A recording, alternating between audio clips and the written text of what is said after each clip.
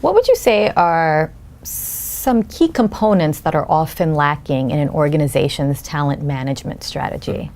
One, in many cases, there is no strategy. And so do people actually write it down, codify it, actually have a true strategy? The other is, if they do have a strategy, is it actually covering all the dimensions that need to be included?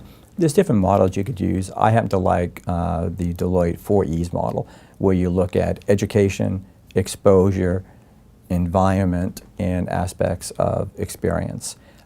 Of all of those, I think the most challenging is environment. Again, going back to learning culture. Are we truly building a learning culture?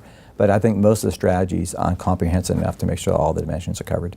For organizations that either don't have a talent management strategy or are lacking some components of it, how do you think that impacts employee morale, and how does it impact an organization's performance? Well, one, I think employees increasingly understand that the learning curve is the new earning curve, as Josh Bersin has said, and therefore they have more stronger desires and needs for development than they ever had before. If those needs are not being met, they'll go somewhere else where they can be met. So I think there are big issues both on engagement and retention of staff, and therefore we have to up our game and do that much more powerfully than we've done in the past.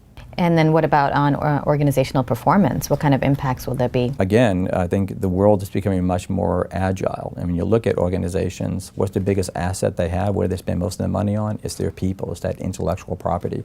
If we don't actually invest in the development of our staff and be much more effective at doing that, then we will erode our performance. If you erode your performance, then somebody's going to take you out.